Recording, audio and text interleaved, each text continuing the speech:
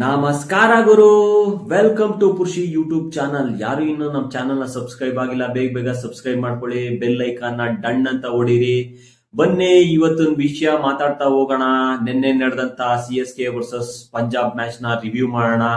ಹೇಗೆ ಆಡಿದ್ರು, ಯಾರ್ಯಾರು ಹೆಂಗ್ ಆಡ್ಬೇಕಾಗಿತ್ತು, ಯಾರು ಚೆನ್ನಾಗ್ ಆಡಿಲ್ಲ, ಬೌಲಿಂಗ್ ಯಾರು ಚೆನ್ನಾಗ್ ಮಾಡಿದ್ರು, ಬ್ಯಾಟಿಂಗ್ ಯಾರು ಚೆನ್ನಾಗ್ ಆಡಿದ್ರು ಅಂತ ಮಾತಾಡ್ತಾ ಹೋಗೋಣ.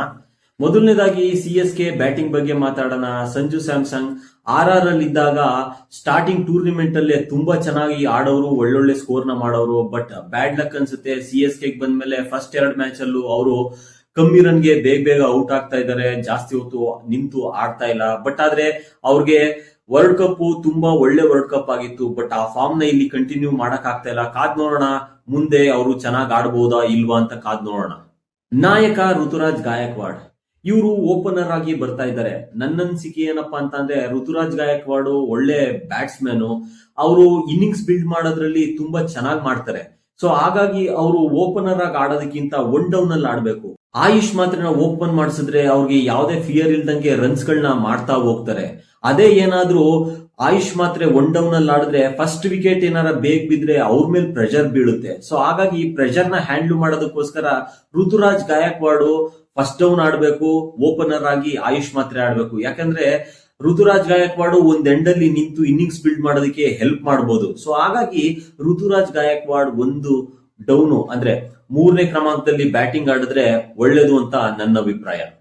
ಇನ್ನ ಆಯುಷ್ ಮಾತ್ರ ಬಗ್ಗೆ ಮಾತಾಡ್ಲೇಬೇಕು. ಫಸ್ಟ್ ಮ್ಯಾಚ್ ಅಲ್ಲಿ ಡಕ್ಔಟ್ ಆಗಿದ್ರು, 2ನೇ ಮ್ಯಾಚ್ ಅಲ್ಲಿ ಆ ಒಂದು ಭಯನೇ ಇಲ್ದೇ ಇರೋ ತರ ಈಗ ಬರ್ತಾರೆ ಯಂಗ್ಸ್ಟರ್ ಗಳೆಲ್ಲ ಯಾವ ತರ ಅಂದ್ರೆ ಭಯನೇ ಇಲ್ದೇನೆ ಆಡ್ತಾ ಇದಾರೆ. ನಿನ್ನೆ ಕೂಡ ಅದ್ಭುತವಾದಂತ ಇನ್ನಿಂಗ್ಸ್ ನ ಆಡಿದ್ರು, 73 ರನ್ ನೋಡಿದ್ರು 43 ಬಾಲ್ ಅಲ್ಲಿ. ಸೊ ಹಾಗಾಗಿ ಅವರು ರನ್ ಕೂಡ ತುಂಬಾ ಚೆನ್ನಾಗಿ ಮೂವ್ ಆಯ್ತು. 200 ರನ್ ಮಾಡೋದಕ್ಕೆ ಈ ಒಂದು ಇವ್ರು ಆಡಿದಂತ ಇನ್ನಿಂಗ್ಸ್ ಕೂಡ ಹೆಲ್ಪ್ ಆಯ್ತು ಅಂತಾನೆ ಹೇಳ್ಬೋದು.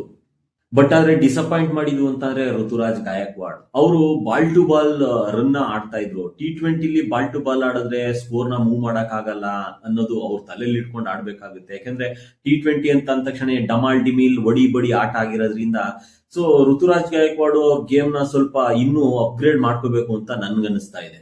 ಇನ್ನ ನಾಯಕನಾಗೂ ಕೂಡ ಋತುರಾಜ್ ಗಾಯಕ್ವಾಡ್ ಅಂತ ಒಂದು ಮೆಚುರಿಟಿನ ತೋರಿಸ್ತಾ ಇಲ್ಲ. ಬ್ಯಾಟ್ಸ್ಮನ್ ಗಳನ್ನ ಬೌಲರ್ಗಳನ್ನ ಹೇಗ್ ಯೂಸ್ ಮಾಡಬೇಕು ಅನ್ನೋದು ಅವ್ರಿಗೆ ಕ್ಲಾರಿಟಿ ಇಲ್ಲ ಅಂತ ಅನ್ನಿಸ್ತಾ ಇದೆ. ಶಿವಂ ದುಬೆ ಏನೋ ಮಿಡ್ ಲಾರ್ಡರ್ ಅಲ್ಲಿ ರನ್ ಮಾಡ್ತಾ ಇದ್ದಾರೆ. ಬಟ್ ಆದ್ರೆ ನನ್ಗನ್ನಿಸ್ತಾ ಇರೋದು ಮಿಡ್ ಲಾರ್ಡರ್ ಅಲ್ಲಿ ಬೇರೆ ಫಿನಿಶರ್ ಇಲ್ದೇ ಇರೋ ಕಾರಣ ಎಲ್ಲಾ ಪ್ರೆಷರ್ ಇವ್ರ ತಲೆ ಮೇಲಿದೆ ಅನ್ನೋ ತರ ಇವ್ರು ಬ್ಯಾಟಿಂಗ್ ಆಡ್ತಾ ಇದ್ದಾರೆ. ಏನ್ ಈ ಕಳೆದ ಸೀಸನ್ ನಲ್ಲಿ ಇವರು ಆಟ ಆಡ್ತಾ ಇದ್ರು ಅಂದ್ರೆ ಫ್ರೀ ಆಗಿ ಯಾವುದೇ ತರದ ಭಯ ಇಲ್ದೇನೆ ಬೌಲರ್ಸ್ ಗಳಿಗೆ ಇಟ್ಟಾಡಿಸ್ತಾ ಇದ್ರು, ಆ ತರ ಬ್ಯಾಟಿಂಗ್ ನ ಈ ಸತಿ ಆಡ್ತಾ ಇಲ್ಲ. ಇದಕ್ಕ ರೀಸನ್ ಏನಂತಂದ್ರೆ ಫಿನಿಶರ್ ಇಲ್ದೇ ಇರೋದು ರೀಸನ್ ಆಗಿರ್ಬೋದು ಅಂತ ನನ್ನ ಅನಿಸಿಕೆ. ನಿನ್ನೆ ಕೂಡ ಒಳ್ಳೆ ಬ್ಯಾಟಿಂಗ್ ನ ಆಡಿದ್ರು, 45 ರನ್ನ 27 ಬಾಲ್ ಅಲ್ಲಿ ಹೊಡೆದ್ರು. CSK ಟೀಮ್ ಅಲ್ಲಿ ಫಿನಿಶರ್ ಇಲ್ದೇ ಇರೋ ಕಾರಣ ಸರ್ಫರಾಜ್ ನ ಫಿನಿಶರ್ ತರ ಯೂಸ್ ಮಾಡ್ತಾ ಇದಾರೆ. ಪಾಪ ಸರ್ಫರಾಜ್ ಬಂದು ಅವರು ಒಂಥರ ಬೇರೆ ತರ ಪ್ಲೇಯರು. ಅವ್ರು ಆಡ್ತಾ ಇರೋ ಆಟ 2 ಇನ್ನಿಂಗ್ಸ್ ಅಲ್ಲೂ ನೋಡಿದ್ರೆ ಅಂದ್ರೆ ಮೊದಲನೇ ಮ್ಯಾಚ್ ಅಲ್ಲಿ 2ನೇ ಮ್ಯಾಚ್ ಅಲ್ಲಿ ನೋಡಿದ್ರೆ ಬಟ್ ಅವರು ಬೇರೆ ತರ ಡಿಫ್ರೆಂಟ್ ಆಗಿ ಆಡ್ತಾ ಇದಾರೆ. ಬಟ್ ಅವ್ರೊಂದ್ ಕರ್ತವ್ಯನ ಅವರು ಚೆನ್ನಾಗಿ ಮಾಡ್ತಾ ಹೋಗ್ತಾ ಇದ್ರೆ. ಬಟ್ ಆದ್ರೆ ಅವ್ರಿಗೂ ಆ ಒಂದು ಫಿನಿಶಿಂಗ್ ಕೇಪಬಿಲಿಟಿ ಇಲ್ಲ ಅನ್ನೋದು ಎಲ್ಲರಿಗೂ ಗೊತ್ತಿರೋದ್ರಿಂದ ಸೊ ಸರ್ಫರಾಜ್ ಖಾನ್ ಆ ಒಂದು ಜಾಗಕ್ಕೆ ಫಿನಿಶರ್ ಜಾಗಕ್ಕೆ ಫಿಟ್ ಅಲ್ಲ ಅನ್ನೋದು ನನ್ನ ಅನಿಸಿಕೆ. ಇನ್ನ ಹೊಸಬ್ರಾದಂತ ಕಾರ್ತಿಕ್ ಶರ್ಮಾ ಮತ್ತೆ ಪ್ರಶಾಂತ್ ವೀರ್ ಅಂತ ಹೇಳ್ಕೊಳ್ಳೋಂತ ಪರ್ಫಾರ್ಮೆನ್ಸ್ ಕೊಡ್ತಾ ಇಲ್ಲ. ಇವ್ರನ್ನ ಬಿಟ್ ಮಾಡಿದಾಗ ಹೈ ಪ್ರೈಸ್ ಅಲ್ಲಿ ಬಿಟ್ ಮಾಡಿ ತಗೊಂಡಿದ್ರು. ಬಟ್ ಎಲ್ಲ ಹೇಳ್ತಾ ಇರೋದೇನಂತ ಅಂದ್ರೆ ಧೋನಿ ಬಂದ್ಬಿಟ್ರೆ ಎಲ್ಲ ಚೇಂಜ್ ಆಗ್ಬಿಡುತ್ತೆ ಅಂತ ಹೇಳ್ತಾ ಇದಾರೆ. ಧೋನಿ ಬಂದ್ರೆ ಒಬ್ಬ ಪ್ಲೇಯರ್ ಚೇಂಜ್ ಆಗ್ತಾನೆ ಹೊರತು ರಿಸಲ್ಟ್ ಚೇಂಜ್ ಆಗುತ್ತೆ ಅನ್ನೋದು ನನಗಂತೂ ಅನ್ನಿಸ್ತಾ ಇಲ್ಲ. ಯಾಕೆಂದ್ರೆ ಒಬ್ನೇ ಒಬ್ಬ ಧೋನಿ 11 ಜನದ ಆಟನು ಆಡಕ್ ಆಗಲ್ಲ. ಅವ್ರವ್ರ ಆಟ ಅವ್ರವ್ರು ಆಡ್ಬೇಕು, ಅವಾಗ್ಲೇ ಮ್ಯಾಚ್ ನ ವಿನ್ ಆಗಕ್ ಸಾಧ್ಯ. ಇನ್ನ CSK ಟೀಮ್ ಬೌಲಿಂಗ್ ಬಗ್ಗೆ ಮಾತಾಡೋದಾದ್ರೆ 209, 210 ರನ್ ಟಾರ್ಗೆಟ್ ಕೊಟ್ರು ಅದನ್ನ ಡಿಫೆಂಡ್ ಮಾಡ್ಕೊಳ್ಳೋಕೆ ಆಗ್ತಾ ಇಲ್ಲ ಅಂತ ಅಂದ್ರೆ CSK ಟೀಮ್ ಅಲ್ಲಿ ಎಂತ ಕಳಪೆ ಬೌಲರ್ ಗಳಿದ್ದಾರೆ. ಆ ಇರೋ ಬೌಲರ್ ಗಳಲ್ಲಿ ದಮ್ಮೇ ಇಲ್ಲ ಅನ್ನೋದು ಮೇಲ್ನೋಟಕ್ಕೆ ಅಲ್ಲ ಒಳನೋಟಕ್ಕೂ ಎದ್ದು ಕಾಣ್ತಾ ಇದೆ. ಇವ್ರಿಗೆ ಮೈನ್ ಪ್ರಾಬ್ಲಮ್ ಆಗಿರೋದು ಈ ಒಂದು ಸೀಸನ್ ಅಲ್ಲಿ ಬೌಲರ್ಸ್. ಬ್ಯಾಟಿಂಗ್ ಹೆಂಗೋ ಲಾಸ್ಟ್ ಮ್ಯಾಚ್ ಅಲ್ಲಿ ಇವರು ಕಮ್ಮಿ ರನ್ ಹೊಡೆದಿದ್ರು, ಸೊ ಬೌಲರ್ಸ್ ಗಳಿಗೆ ಡಿಫೆಂಡ್ ಮಾಡ್ಕೊಳ್ಳೋದಕ್ಕೆ ಸ್ಕೋರ್ ಇರ್ಲಿಲ್ಲ ಅಂತ ಅಂದ್ರು.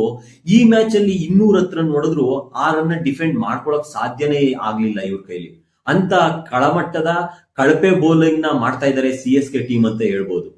ಈ ಒಂದು ಮ್ಯಾಚ್ ಅಲ್ಲಿ CSK ಬೌಲರ್ಗಳು ಕಮ್ಮಿ ಅಂದ್ರೆ ಪರ್ ಓವರ್ 9 ರನ್ ಕೊಟ್ಟಿದ್ದಾರೆ. ಹೈಯೆಸ್ಟ್ ಅಂತ ಅಂದ್ರೆ 13.5 ರನ್ ಕೊಟ್ಟು ಎಕಾನಮಿನ ಮೇಂಟೈನ್ ಮಾಡ್ತಾ ಇದಾರೆ ಅಂತ ಅಂದ್ರೆ ಇವರು 200 250 ಹೊಡೆದ್ರು ಅದನ್ನ ಡಿಫೆಂಡ್ ಮಾಡ್ಕೊಳ್ಳೋದು ಕಷ್ಟ ಅನ್ನೋದು ಈ ಬೌಲಿಂಗ್ ಲೈನ್ ಅಪ್ ನೋಡಿದ್ರೇನೆ ಅರ್ಥ ಆಗುತ್ತೆ.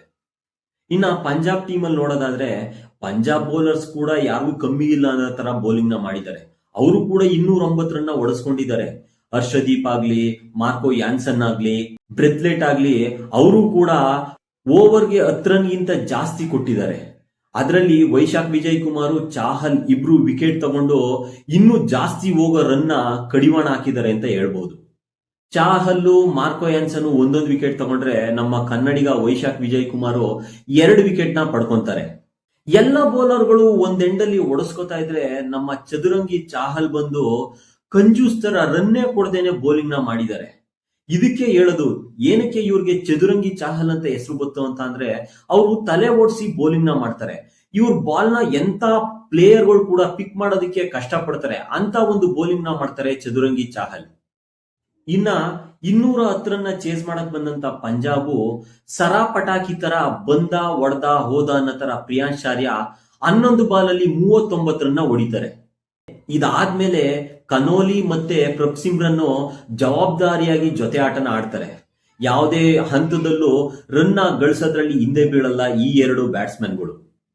ನಾಯಕ ಶ್ರೇಯಸ್ ಅಯ್ಯರ್ ಆಡದಂತ ಆಟದಲ್ಲಿ ಮೆಚುರಿಟಿ ಎದ್ದು ಕಾಣಿಸ್ತಾ ಇತ್ತು. ಯಾವ ಟೈಮಲ್ಲಿ ಟೀಮ್ಗೋಸ್ಕರ ಹೇಗ್ ಆಡ್ಬೇಕು ಅನ್ನೋದನ್ನ ಅವ್ರು ತುಂಬಾ ಚೆನ್ನಾಗಿ ತಿಳ್ಕೊಂಡಿದ್ದಾರೆ, ಪಳಗಿದ್ದಾರೆ ಅಂತ ಅನಿಸ್ತಾ ಇದೆ. ಯಾಕೆಂದ್ರೆ ಇವರು ಪಂಜಾಬ್ಗೆ ಇದು 2ನೇ ಸೀಸನ್ ಅಲ್ಲಿ ಕ್ಯಾಪ್ಟನ್ ಆಗಿರೋದು. ಲಾಸ್ಟ್ ಟೈಮು ರನ್ನರ್ ಅಪ್ ಆಗಿದ್ರು. ಈ ಒಂದು ಸತಿ ಕೂಡ ಅದೇ ಒಂದು ಮೆಚುರಿಟಿನ ಇಟ್ಕೊಂಡು ಬಂದಿದ್ದಾರೆ ಅಂತ ಎಲ್ಲರಿಗೂ ಗೊತ್ತಾಗುತ್ತೆ. ಆ ಒಂದು ರೀತಿಯಲ್ಲಿ ಕಾನ್ಫಿಡೆಂಟ್ ಅಲ್ಲಿ ಬ್ಯಾಟಿಂಗ್ ಆಡ್ತಾ ಇದ್ದಾರೆ ಶ್ರೇಯಸ್ ಅಯ್ಯರ್. ಇನ್ನ ಕೊನೆಯಲ್ಲಿ ಬಂದಂತ ವದೇರಾ, ಶಶಾಂಕ್ ಸಿಂಗ್ ಮತ್ತೆ ಸ್ಟೋಯ್ನಿಸ್ ಮ್ಯಾಚ್ ನ ಮುಗಿಸ್ಕೊಂಡು ಅವ್ರ ಪ್ಯಾಕೆಟ್ಗೆ ಅಂದ್ರೆ ಪಂಜಾಬ್ ಟೀಮ್ ನ ಪ್ಯಾಕೆಟ್ಗೆ 2 ಪಾಯಿಂಟ್ ನ ಹಾಕೊಂಡು ಪೆವಿಲಿಯನ್ಗೆ ಹೋದ್ರು ಅಂತಾನೆ ಹೇಳ್ಬೇಕು. ಇದು CSK ವರ್ಸಸ್ ಪಂಜಾಬ್ ಟೀಮ್ ನ ಮ್ಯಾಚ್ ನ ಸಾರಾಂಶ. ಈ ವಿಡಿಯೋ ನೋಡಿ ಏನನ್ನಿಸ್ತು ಅಂತ ಕಮೆಂಟ್ ಮಾಡಿ ತಿಳಿಸಿ. ಹಾಗೆ ಈ ವಿಡಿಯೋ ಇಷ್ಟ ಆದ್ರೆ ಲೈಕ್ ಮಾಡಿ. ತಪ್ಪದೆ ಇನ್ನು ಯಾರು ಸಬ್ಸ್ಕ್ರೈಬ್ ಆಗಿಲ್ಲ ಬೇಗ ಸಬ್ಸ್ಕ್ರೈಬ್ ಮಾಡ್ಕೊಳ್ಳಿ. ಹಾಗೆ ಬೆಲ್ ಐಕಾನ್ ಹೊಡಿರಿ. ಮತ್ತೆ ಮುಂದಿನ ವಿಡಿಯೋದಲ್ಲಿ ಸಿಗ್ತೀನಿ. ಅಲ್ಲಿವರೆಗೂ ನಮಸ್ಕಾರ ಗುರು.